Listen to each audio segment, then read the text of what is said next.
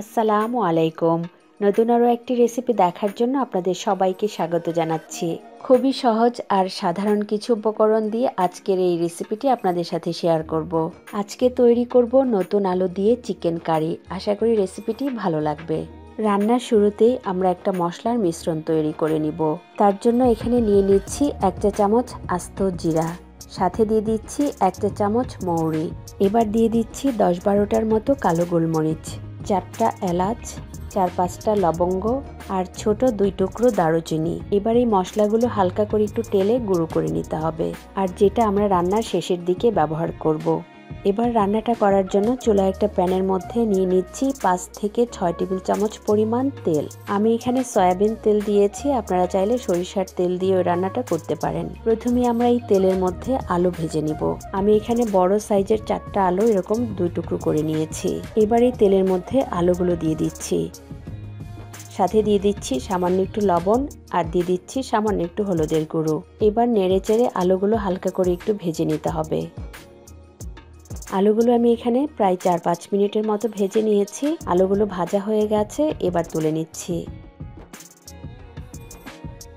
এবার এই তেলের মধ্যে আমরা চিকেনটাকে একটু ভেজে নিব। আমি এখানে প্রায় 1 কেজির মতো চিকেন দিয়েছি, আর চিকেনটাকে আমি রেগুলার কাট করে কেটে নিয়েছি। চিকেনের একটা পাশ যখন একটু হয়ে যাবে 3-4 মিনিটের মতো একটু ভেজে নিতে হবে।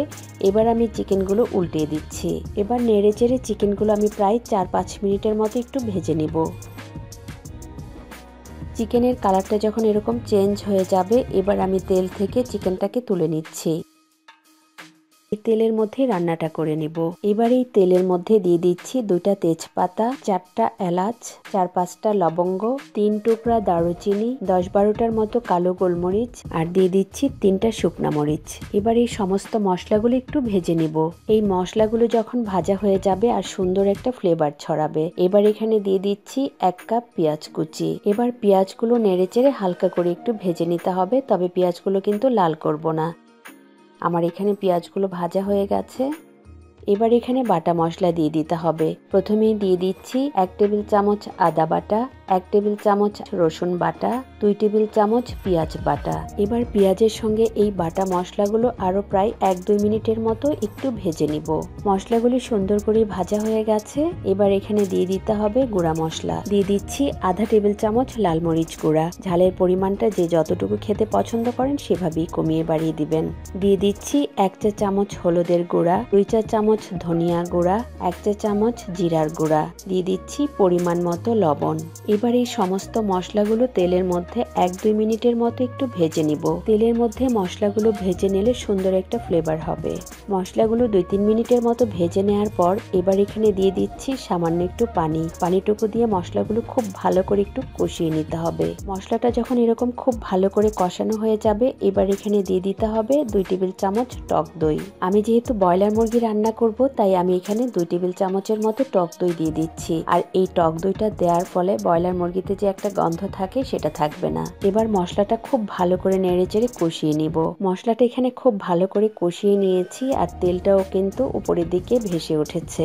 এবার এখানে দিয়ে দিতে হবে আগে থেকে ভেজে রাখা চিকেনের টুকরোগুলো। চিকেনটা দেওয়ার পর খুব ভালো করে নেড়েচেড়ে মশলার সঙ্গে একটু কষিয়ে নিতে হবে। মশলার সঙ্গে চিকেনটাকে আমি প্রায় 5 মিনিটের মতো কষিয়ে নিয়েছি। এবার এখানে দিয়ে দিচ্ছি আগে থেকে ভেজে রাখা আলুগুলো। চিকেন আর আলুগুলো মশলার সঙ্গে খুব ভালো করে নেড়ে চেড়ে হাঁড়িটা ঢাকনা দিয়ে ঢেকে 7-8 মিনিট রান্না করে নিব। আমি ঢাকনাটা সরিয়ে নিচ্ছি। এখানে চিকেনটাকে আমি প্রায় 10 মিনিটের মতো কষিয়ে নিয়েছি। চিকেনটা কষানোর সময় বাড়তি কোনো পানি দিতে হবে না, চিকেনের পানি থেকেই চিকেনটা কষানো হয়ে যাবে। আমার এখানে চিকেনটা কষানো হয়ে গেছে, আমি আরো 2-3 মিনিটের মতো একটু কষিয়ে নিচ্ছি। চিকেনটা যখন খুব সুন্দরভাবে কষানো হয়ে যাবে আর তেলটাও উপরের দিকে চলে আসবে, এবার এখানে দিয়ে দিতে হবে ঝোলের জন্য পরিমাণ মতো পানি। ঝোলের পানিটা দেওয়ার পর চিকেনের সঙ্গে খুব ভালো করে নেড়ে চেড়ে হাঁড়িটা ঢাকনা দিয়ে ঢেকে আরো প্রায় 10-15 মিনিটের মতো রান্না করে নিব। আমার এখানে চিকেন আর আলুটা খুব সুন্দরভাবে সেদ্ধ হয়ে গেছে। এবার এখানে দিয়ে দিচ্ছি 4টা কাঁচামরিচ, আর কাঁচামরিচগুলো আস্ত দিয়েছি শুধু ফ্লেভারের জন্য। এবার দিয়ে দিচ্ছি আগে থেকে ভেজে গুঁড়ো করে নেওয়া মশলা। সবকিছু আবারও একটু ভালো করে নেড়ে চেড়ে হাঁড়িটা ঢাকনা দিয়ে ঢেকে আরো প্রায় 5-6 মিনিটের মতো রান্না করে নিব। এই সময় হাঁড়িটা কিন্তু পুরোপুরি ঢাকবো না, একটু সাইড দিয়ে খালি রাখবো। এই তো তৈরি হয়ে গেল খুবই মজাদার আলু দিয়ে মুরগির মাংসের ঝোল। এটা দুপুরে গরম ভাত বা খিচুড়ির সঙ্গে খেতে দারুণ লাগে। আশা করি আজকের এই সহজ রেসিপিটি আপনাদের ভালো লেগেছে। ভালো লাগলে লাইক এবং কমেন্ট করে আমাকে জানাতে পারেন। আবারও কথা হবে নতুন কোনো রেসিপি নিয়ে। সেই পর্যন্ত সবাই খুব ভালো থাকবেন, নিরাপদে থাকবেন। আল্লাহ হাফেজ।